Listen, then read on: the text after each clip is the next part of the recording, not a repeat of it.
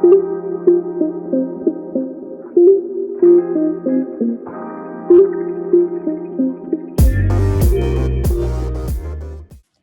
everyone. Today we have an interview with Beck Piat. She's a technology entrepreneur who runs a business providing templates to brides who are planning their wedding. She started this business from scratch and now the business is international and she sells her product to Hawaii, to customers in Hawaii, to customers in Sweden, Japan, and the United States, everywhere. She sells her product everywhere. In today's interview, we touch on what she studied at university and how that helped her to start her business, as well as how she decided which business to actually start and why being lazy isn't always a bad thing. Enjoy. Can you start off telling us what you wanted to do when you were growing up? Sure. So that changed as I grew up. In high school, I wanted to be a writer and write books or work at magazines, as a lot of young teenage girls want to do. Yeah. And magazines were a thing back then. Like magazines were very big when we were teenagers. Yeah, they were. Not so much now, but they were huge then. And you didn't go into magazines. Yeah, that would have been a bad career choice. I should also give a bit more context. I really loved art and English, but then I also loved maths. So I had sort of these two different spaces that I really enjoyed. And I thought I wanted to go down that creative path. But then my parents were very much like, you don't want to be a starving artist. I was like, okay. And I wasn't really sure what kind of jobs were out there for someone who liked art, English and maths specifically. So I did economics and absolutely loved it. And my logic behind it was, and even at sort of, late teenage years, I wanted to have my own business. I always knew that I wasn't very good at being told what to do and enjoyed the idea of working for myself. And so then why economics for running a business? Because it helps you understand different markets, why people make different decisions, consumer behaviour, competitive advantages between different businesses. It was actually a really, really good degree for someone who wanted to be an entrepreneur. When I was at uni, I was loving it. But then sort of towards the end of my degree, I thought, oh God, I need to get a grad job. And I have no idea what I want to do.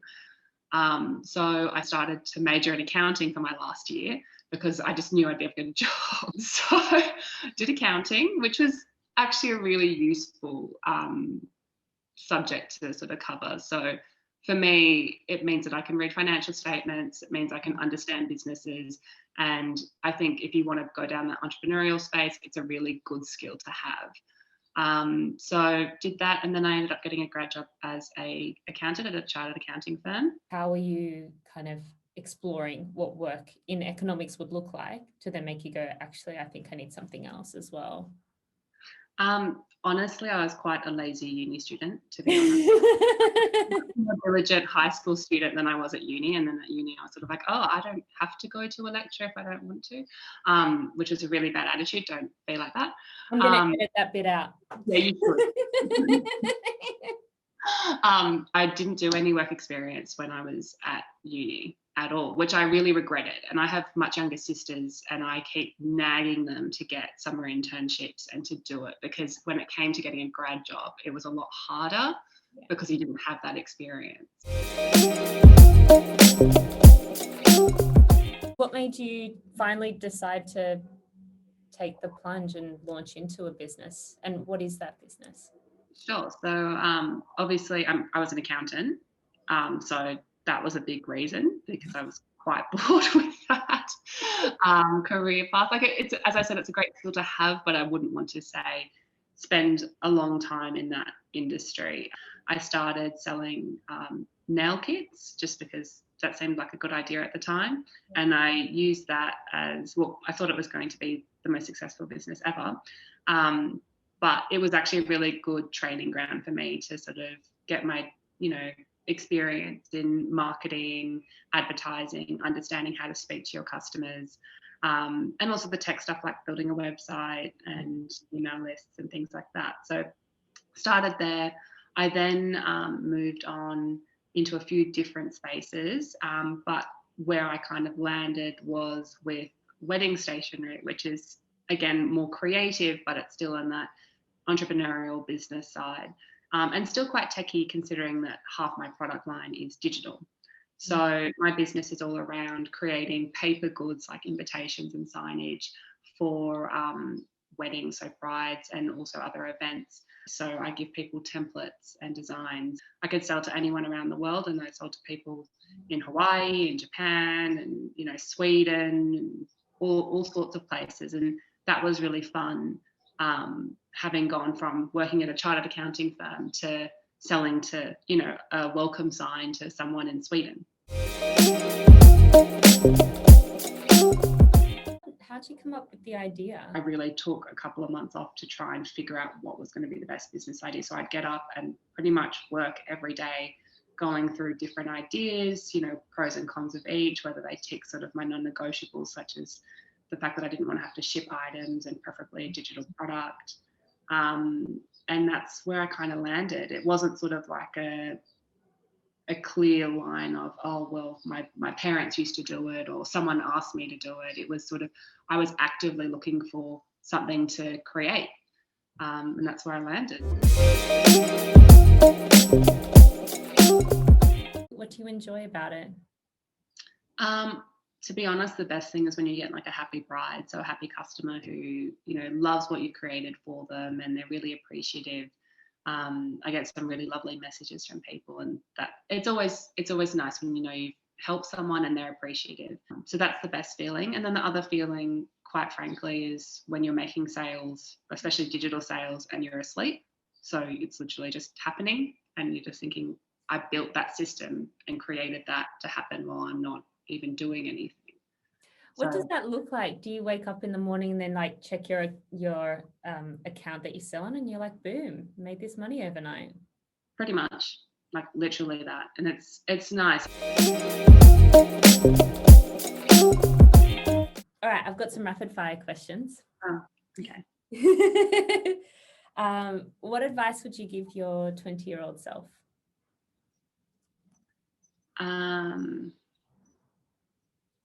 That's a good question, and I'm really bad with rapid fire questions. What advice would I give myself? Start a business sooner. Oh. I just think the sooner you start, the sooner you learn, and the further you get. Any idea? Just give it a go? Pretty much. I think you've got to give it a go. It's, you literally, like, everything's different in theory versus doing it practically. So you need to actually start it to learn and hang around with people who are similar minded to you. Yeah. So not just people who are fun, obviously hang out with them, but also hang out with people who have similar ambitions, because they're the types of people you learn from. Yeah. I spent too much time in my 20s hanging out with people who were just like fun, but flippant. Like they didn't grow me. Yeah, 100%. What did you start doing at university that you're glad you still do today? I don't know if I've kept many things since uni, to be honest. It's been a while. Probably, and this is going to sound very lame, but probably reading financial statements. That's something that's really bad. No, but honestly, I use it all the time now. I use it to analyze. Shut up. You have to cut it out. So fun. Like, I know no one else in my life who would come back with reading financial statements. Honestly, like I'm quite different since uni. Reading financial statements means it helps me analyze shares, so I have that sort of investment portfolio. It helps me, understand different businesses so that I can say, okay, why are they doing well? How could I potentially do well? It helps me understand my own business. That's why I think it's important. If you want to have money, you need to be able to read financial statements.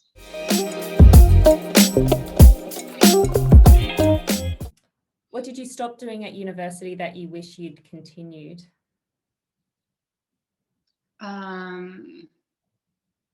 I probably was more social at uni.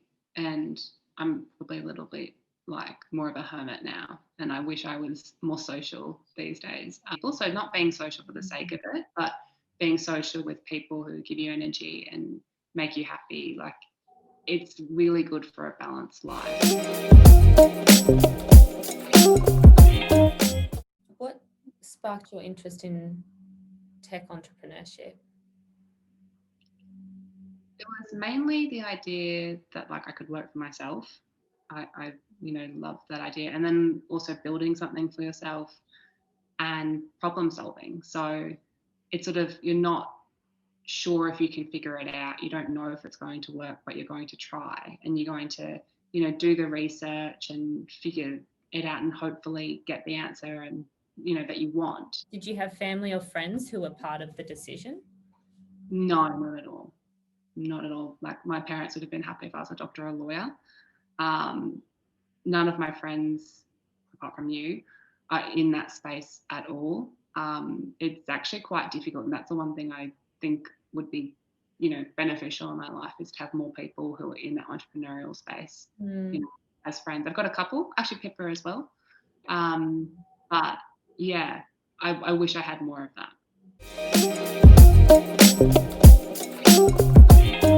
Final question.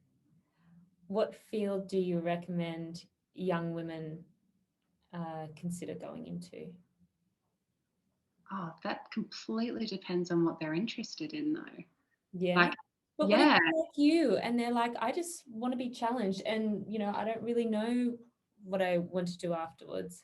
it depends on whether or not you're creative or more mathematical. If you're creative and you don't like the idea of working for someone, entrepreneurship is great, because you have to be creative, but you also have to problem solve, and you don't have to work for someone. However, if you're, say, more math science minded, and you love the idea of actually, working with the best minds, in the world in your field, then maybe you should go down sort of a engineering path and be able to work with some really, impressive people. So it depends on what your interest is. It's a bit of a, I think it's a bit of a trick question, Beck, because I've got 3 little sisters, and they're all completely different, and I would not advise them all to do the same thing. What if you have someone who's creative but likes working with people? Like, do you think it's a key characteristic of an entrepreneur, like get used to working by yourself? Yeah, definitely. So yeah, I mean, eventually you can create a business where you're working with other people. But I think entrepreneurs tend to be the types who prefer working by themselves or for themselves. They don't need to be in a big team. They're happy to do everything themselves. Whereas if you're the type of person who really needs that team environment, entrepreneurship's going to be a lonely, hard road for you, and you'll find it quite difficult because you don't have the opportunity to ask people every 2 seconds of, oh, what do you think of this idea, or how about this? You pretty much have to make all those decisions and have those conversations with yourself. That's all I had. Thank you. You're welcome. Nice chatting. I'm going to stop recording.